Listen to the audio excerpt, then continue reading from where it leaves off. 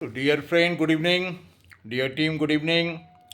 तो sales and marketing के ऊपर ये मैं अपना अगला वीडियो अपलोड करने जा रहा हूँ। देखिए, जैसा मैं कहता हूँ कि सेल्स एंड मार्केटिंग बहुत ही बढ़िया प्रोफेशन है और सबसे अधिक एम्प्लॉयमेंट जनरेट करता है। सेल्स एंड मार्केटिंग से लोगों को एम्प्लॉयमेंट मिलती है। और sales department, sales and marketing किसी भी ऑर्गेनाइजेशन का एकमात्र डिपार्टमेंट है जो उस ऑर्गेनाइजेशन के लिए रेवेन्यू जनरेट करता है। तो अभी जैसे मैं आपको अभी डिस्कस करूंगा कि सेल्स एंड मार्केटिंग में कैटेगरी ऑफ आउटलेट। देखिए, किसी भी मार्केट में तीन तरह के दुकानदार मिलते हैं। There are three varieties of shopkeepers, है ना, जिसको हम बोलते हैं रिटेल,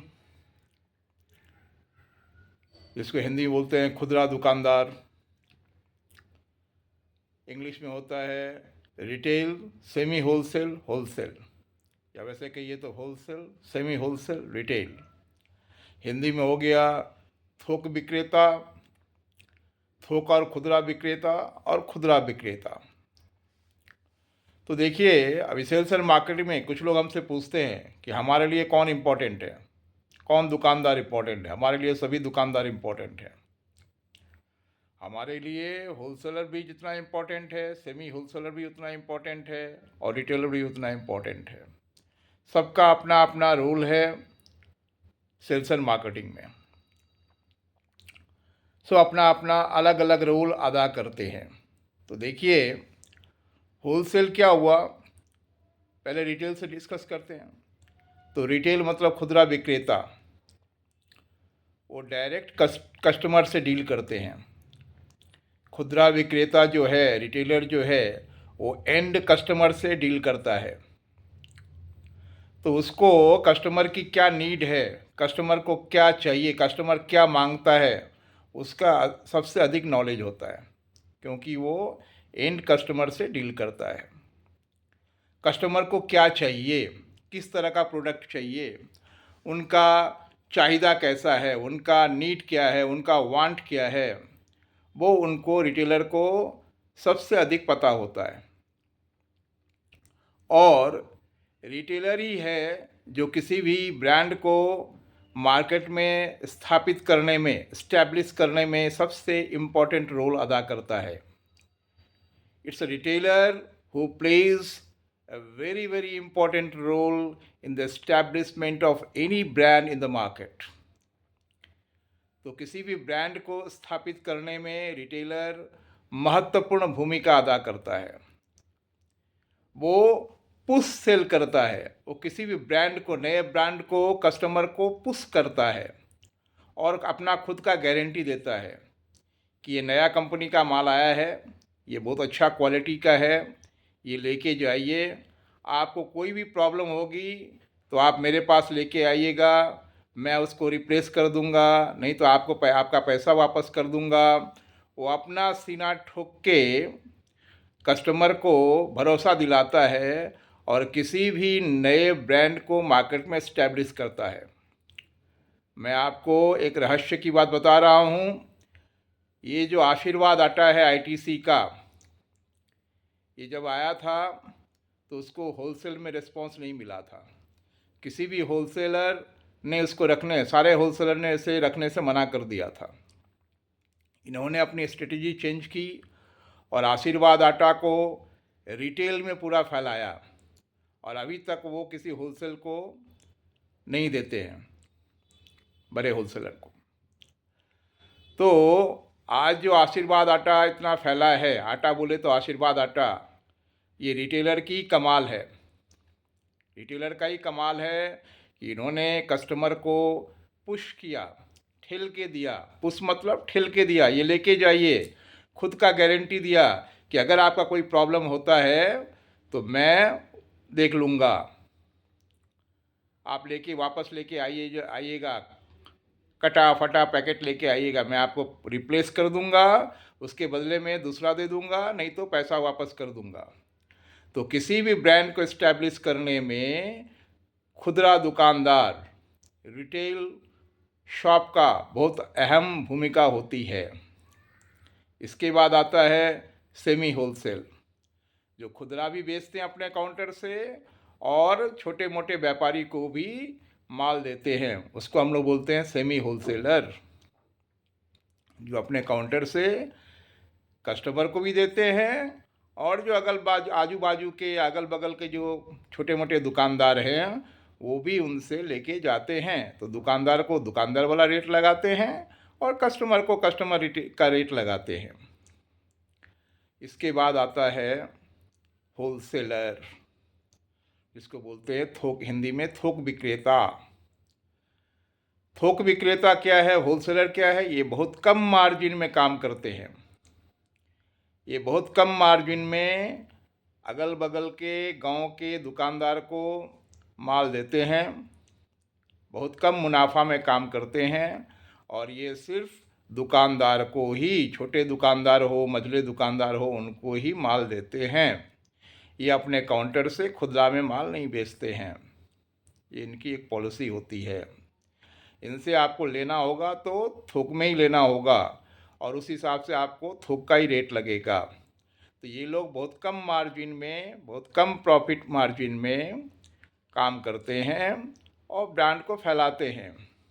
इनका रूल है कि अगल बगल गांव से, देहात से या अगल बगल के एरिया से जो छोटे मोटे व्यापारी हैं सब इनके पास आते हैं और इनके पास क्या है, पूरा वैरायटी उनको मिलता है, अलग अलग कंपनियों का प्रोडक्ट इनको मिलता है और एक दुकानदार को जगह जगह घूमना नहीं पड़ता है। एक ही दुकान से उनको सारा वैरायटी, सारे कंपनी का माल उचित मूल्य पे मिल जाता है, इसलिए दुकानदार का समय बचता है। और ये जो थोक विक्रेता हैं ये कैश में माल बेचते हैं, बहुत कम प्रॉफिट मार्जिन रख के। हालांकि इनको कंपनी से उधारी मिलता है, लेकिन चूंकि ये बहुत कम मार्जिन में माल बेचते हैं तो ये दुकानदार को कैश में ही माल बेचते हैं। और कभी कभी क्या है, जब पुराना दुकानदार हो जाता है तो इनसे एक रिलेशन बन जाता है तो ये उसको उधारी भी देते हैं। तो किसी भी सेल्समैन के लिए, किसी भी कंपनी के लिए ये तीनों तरह के दुकानदारी इम्पोर्टेंट है। होलसेलर भी इम्पोर्टेंट है, सेमी होलसेलर भी इम्पोर्टेंट है, रिटेलर भी इम्पोर्टेंट है। किसका क्या रोल है मैंने आपको बता दिया कि किसी भी नए ब्रांड को इस्टेब्लिश करने में सबसे इम्पोर्टेंट भूमिका जो है वो रिटेलर निभाता है। वो नए कंपनी के ब्रांड को पुश करता है, ठेलता है, कस्टमर को देता है अपना भरोसा, अपना गारंटी देकर। और रिटेलर क्या है कि एंड कस्टमर से डील करता है, इसलिए किसी भी नए प्रोडक्ट को, किसी भी ब्रांड के नए प्रोडक्ट को मार्केट में इस्टेब्लिश करने में रिटेलर का सबसे अहम रोल होता है, अहम भूमिका होता है। इसके बाद आया सेमी होलसेलर, जो अपने दुकान से खुदरा भी बेचता है और होलसेल में भी बेचता है। ये भी रोल अदा करते हैं क्योंकि ये भी खुदरा बेचते हैं। और उसके बाद आता है होलसेल, जिससे आपको वॉल्यूम मिलेगी क्योंकि वो अधिक परिमाण में, अधिक क्वांटिटी में माल उठाते हैं, जिससे आपको टारगेट करने में इजी होगा। सेल्समैन को टारगेट करने में इजी होता है। अगर आप होलसेलर को माल बेच दिए स्कीम दिखाकर, उनको मार्जिन दिखाकर, उनको कोई लोभ दिखाकर, तो वो क्या है, पेटी पेटी माल उठाते हैं, ट्रक ट्रक माल उठाते हैं। खुदरा व्यापारी उतना नहीं उठाता है, खुदरा व्यापारी खुदरा हिसाब से लेता है क्योंकि वो खुदरा में बेचता है। सेमी होलसेलर क्या है, वो थोड़ा सा खुदरा व्यापारी से अधिक खरीदता है माल। और होलसेलर जो हो गया, बड़ा बड़ा होलसेलर, किसी किसी होलसेलर के पास तो उस एरिया का जो स्टॉकिस्ट है, डिस्ट्रीब्यूटर है, उससे भी अधिक स्टॉक होता है। हो सकता है कोई स्टॉक डिस्ट्रीब्यूटर के पास नहीं हो, लेकिन होलसेलर के पास होता है क्योंकि होलसेलर के पास कस्टमर होते हैं गांव के और उनको स्टॉक रखना पड़ता है। उनको पता होता है कि कौन सा माल कब बिकेगा, कब किसका डिमांड आएगा, और वो डिमांड के हिसाब से, फेस्टिवल के हिसाब से, डिमांड के हिसाब से वो पूरा हिसाब रखते हैं और उस हिसाब से स्टॉक अपने पास रखते हैं।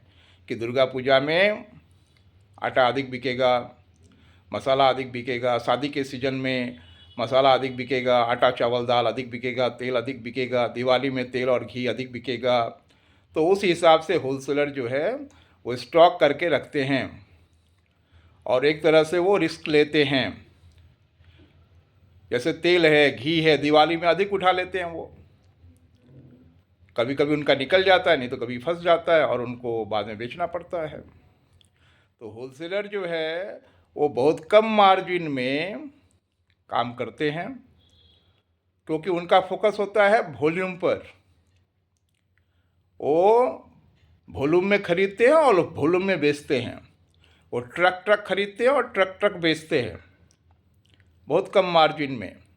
तो किसी भी सेल्समैन का जो टारगेट है उसको करवाने में होलसेल का अहम भूमिका होती है, क्योंकि वो ह्यूज क्वांटिटी में उठाता है। तो एक ही दुकान से सेल्समैन को अच्छा ऑर्डर मिल जाता है, जो उसका जो बुकिंग टारगेट है, सेकेंडरी बुकिंग टारगेट करने में उसको मदद करता है। और डिस्ट्रीब्यूटर को भी, स्टॉकिस्ट को भी होलसेल वाले जो है वो उसको टारगेट करने में मदद करते हैं।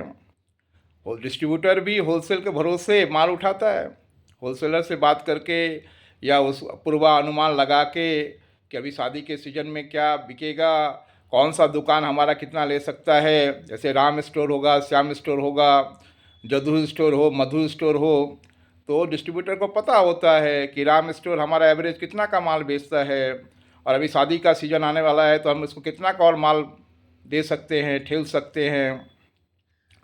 तो ये कैलकुलेशन एक सेल्समैन के दिमाग में भी होना चाहिए, डिस्ट्रीब्यूटर के भी दिमाग में होना चाहिए।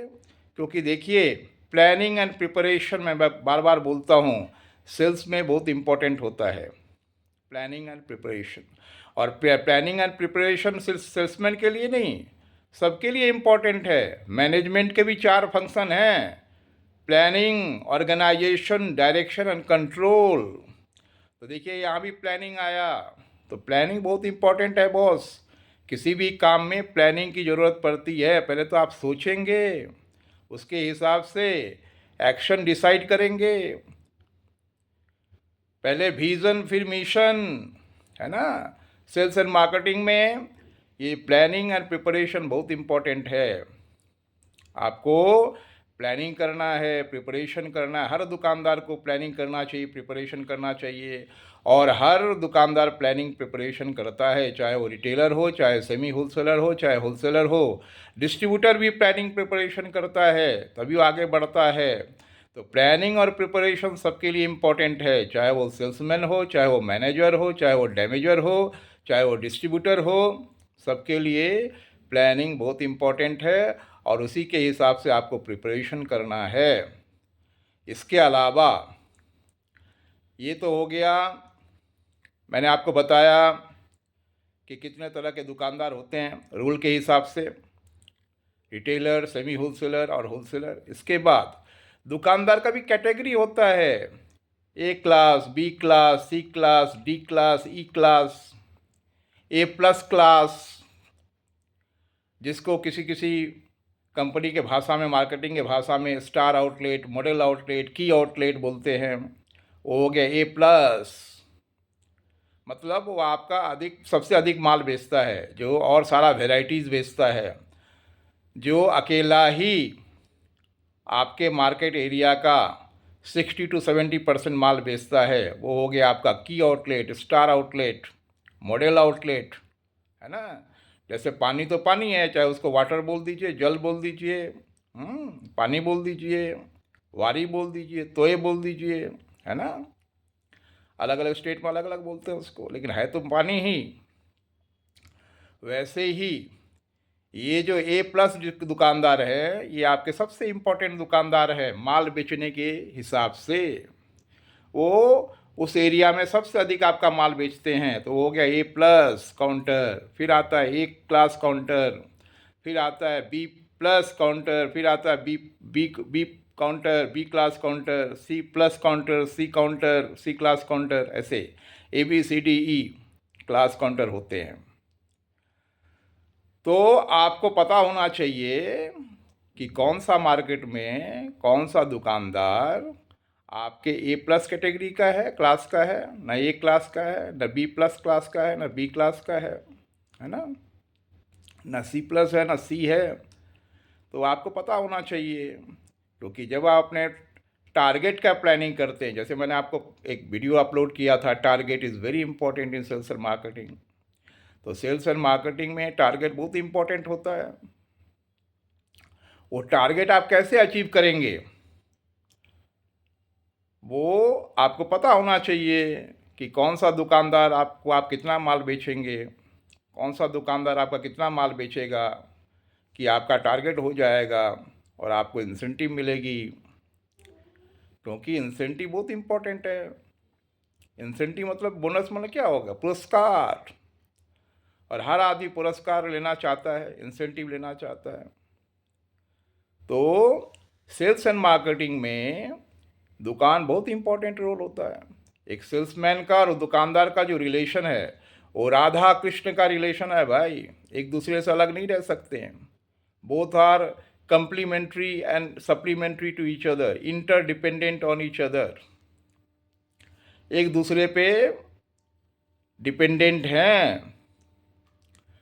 अब अगर सेल्समैन माल नहीं बेचेगा तो दुकानदार माल बेचेगा क्या, और दुकानदार अगर माल नहीं बेचेगा तो सेल्समैन के पास पैसा कहाँ से आएगा, डिस्ट्रीब्यूटर के पास पैसा कहाँ से आएगा, वो माल कैसे मंगाएगा। तो एक सर्कल कंप्लीट होता है। और ये जो अपना इकोसिस्टम है सेल्स एंड मार्केटिंग का, उसमें दुकानदार और सेल्समैन बहुत इम्पोर्टेंट रोल प्ले करते हैं। वैसे और भी चैनल पार्टनर है, सीएनएफ है, डिस्ट्रीब्यूटर है ना, होलसेलर है, सेमी होलसेलर है, रिटेलर है, these are called channel partner. Channel मतलब हो गया जिसके माध्यम से फैक्ट्री में बना हुआ माल एंड कस्टमर तक पहुंचेगा। ये जो पूरा रास्ता है उसको बोलते हैं चैनल। आपने इंग्लिश चैनल का नाम सुना होगा, तो याद रखने के लिए चैनल याद रखिए। ये चैनल बहुत इंपॉर्टेंट है। डिस्ट्रीब्यूशन नेटवर्क भी बोलते हैं इसको। तो नाम बहुत हो सकते हैं, अलग अलग वर्ड हो, लोग अलग अलग कंपनियां यूज़ करती है, लेकिन बात एक यही है, बात सेम ही है कि फैक्ट्री में जो बना है माल, जो सामान, वो एंड कस्टमर तक जो पहुंचता है और उसको पहुंचाने में जो अलग अलग लोग भूमिका निभाते हैं उनको बोलते हैं चैनल पार्टनर। पार्टनर माने सहभागी, चैनल माने रास्ता। इसको डिस्ट्रीब्यूशन नेटवर्क भी बोलते हैं, क्योंकि कंपनी में जो माल बनता है, मान लीजिए मुंबई में बना, वो गुवाहाटी में आएगा ट्रांसपोर्ट के माध्यम से, वो सीएनएफ के पास आएगा, क्लियरिंग एंड फॉरवर्डिंग एजेंट, या सुपर स्टॉकिस्ट के पास आएगा, वो हो गया बफर स्टॉकिस्ट। उसके बाद वो माल जाता है अलग अलग डिस्ट्रीब्यूटर के पास। डिस्ट्रीब्यूटर जो अलग अलग मार्केट में दुकान में माल डिस्ट्रीब्यूट करता है उसको बोलते हैं डिस्ट्रीब्यूटर्स। वो डिस्ट्रीब्यूटर अलग अलग दुकानदार को माल देता है। ये अलग अलग दुकानदार 3 कैटेगरी के हो गए, होलसेल, सेमी होलसेल और रिटेल, खुदरा व्यापारी। अब ये जो खुदरा व्यापारी है, जैसे होलसेलर से भी क्या होता है, छोटे छोटे खुदरा व्यापारी लेके जाते हैं जहाँ पे कंपनी के लोग नहीं पहुँच पाते हैं, वो सब दुकानदार होलसेल से माल लेके जाता है, सेमी होलसेल से माल लेके जाता है। और उनको क्या फ़ायदा है कि एक ही दुकान में सारे कंपनी के सारे वैरायटीज़ मिल जाते हैं, उनको अलग अलग दुकान में ढूंढना नहीं पड़ता है, घूमना नहीं पड़ता है। आजकल किसी के पास समय नहीं है, वो दुकान में किसी को बिठा के आते हैं, अपने बीवी को, अपने बच्चे को, भाई को, और वो मार्केटिंग करने के लिए, परचेजिंग करने के लिए मार्केट में आते हैं। क्योंकि आजकल सेल में कोई मुनाफा नहीं है। आजकल कुछ एमआरपी में नहीं बिकता है मेरे दोस्त, एमआरपी से भी कस्टमर को डिस्काउंट देना पड़ता है। मान लीजिए 22 रुपया एमआरपी है, 2 रुपया छोड़ दिया, 10% चला गया प्रॉफिट। तो आजकल एमआरपी में कुछ नहीं बिकता है, सेल में कोई प्रॉफिट नहीं होता है। जो प्रॉफिट होता है परचेज में होता है, ख़रीदारी में होता है। ख़रीदारी में अगर आप प्रॉफिट कर लिए तो प्रॉफिट हो गया। ये जो बड़े बड़े मॉल है ना, रिलायंस वाले, हाँ, विशाल वाले, V2, वी मार्ट, ये जितने बड़े बड़े होलसेलर बड़े बड़े हैं मॉल वाले, ये कंपनी से बार्गेनिंग करके अधिक अधिक क्वांटिटी में माल उठाते हैं और बहुत सस्ता में खरीदते हैं, इसलिए वो सस्ता में बेचते हैं। तो आजकल जो प्रॉफिट है वो खरीदारी में है। खरीदारी में अगर आप प्रॉफिट कर लिए तभी आप प्रॉफिट कमा सकेंगे, क्योंकि सेल में तो कंपटीशन है। मान लीजिए 22 रुपया MRP है, कोई 20 रुपया में छोड़ रहा है, कोई 18 रुपया में भी छोड़ दे रहा है, कोई 21 रुपया में छोड़ रहा है। क्योंकि आजकल सभी कस्टमर सब अवेयर हो गए हैं, उनको ही पता है कि भाई MRP तो हो गया मैक्सिमम रिटेल प्राइस, मैक्सिमम हो गया, इसके कम में भी खरीद सकते हैं हम लोग। दुकानदार भी देखते हैं चलो 22 रुपया MRP है, 20 रुपया में दे दो, लेकिन उनका 10% चला गया। तो जो प्रॉफिट है आजकल वो खरीदारी में है। खरीदारी में कमा लिए तो कमा लिए, इसलिए गांव से छोटे छोटे दुकानदार शहर में आते हैं होलसेलर के पास, क्योंकि एक तो उनके पास, एक होलसेलर के पास उनका सारा वैरायटी सारे कंपनी का माल मिल जाता है और उचित मूल्य पे मिल जाता है। क्योंकि होलसेलर क्या करते हैं, वो वॉल्यूम में विश्वास करते हैं, वो टर्नओवर में विश्वास करते हैं। तो कम मुनाफा रख के 2% 3% में धंधा कर देते हैं। 3% 2% रखा और बेच दिया, क्योंकि इनसे जो दुकानदार ले के जा रहा है वो भी तो कुछ प्रॉफिट कमाएगा कस्टमर को बेचकर, और पहले वाला जो प्रॉफिट तो रहा नहीं, उनको भी कस्टमर को छोड़ना है।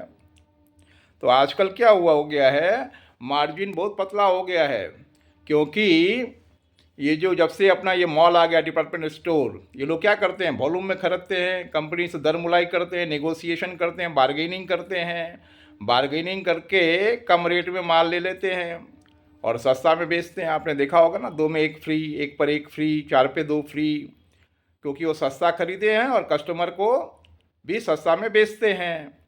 अब 2 में 1 फ्री मतलब हो गया 50% डिस्काउंट, 1 में 1 फ्री माने 100% हो गया। तो इस तरह से आजकल हो रहा है। तो सेल्स एंड मार्केटिंग में प्लानिंग एंड प्रिपरेशन बहुत इम्पॉर्टेंट है सभी स्तर पर। तो आज हमने आपसे सिखाया, आपको बताया कि हमारे लिए होलसेलर भी इम्पोर्टेंट है, रिटेलर भी इम्पोर्टेंट है, सेमी होलसेलर भी इम्पोर्टेंट है, और सबका अलग अलग रोल है किसी ब्रांड को मार्केट में इस्टेब्लिश करने में। तो काइंडली हमारे चैनल को सब्सक्राइब कीजिए। मैं सेल्स एंड मार्केटिंग में अपना 36 साल का तजुर्बा आपसे शेयर कर रहा हूँ, ताकि आने वाले जनरेशन को, हमें किसी ने नहीं सिखाया, लेकिन मैं चाहता हूँ कि उनको मार्गदर्शन मिले, उनको सही मार्गदर्शन मिले और वो सेल्स एंड मार्केटिंग में अपना कैरियर बनाएं, अपना भला करें, और जब उनका भला हो जाए तो हमें भी याद कर लें और हमें भी धन्यवाद करें। तो अगर आपको ये सब अच्छा लग रहा है तो काइंडली हमारा ये वीडियो है अपने भाई बंधु दोस्त रिलेटिव सबको शेयर कीजिए, कलीग को शेयर कीजिए, उनको बोलिए कि हमारा चैनल सब्सक्राइब कर लें। सब्सक्राइब करने से ये फ़ायदा है कि हम जो भी वीडियो अपलोड करेंगे उनको नोटिफिकेशन जाएगा और वो हमारे वीडियो को देख के ज्ञान अर्जन कर सकते हैं, अपना भला कर सकते हैं। उनको कोई पैसा नहीं देना, हमको फोकट में उनको ज्ञान मिल रहा है। तो अगर ये वीडियो अच्छा लग रहा है तो आप लोग कमेंट कीजिए, अपने दोस्त यार बंधु बांधव बेटा बेटी सबको शेयर कीजिए, ताकि उनको सेल्स एंड मार्केटिंग में ज्ञान मिलते रहे और उनका कल्याण हो। और जब कल्याण हो जाए तो मेरे को एक बार दिल से धन्यवाद बोल दें। ठीक है, थैंक यू।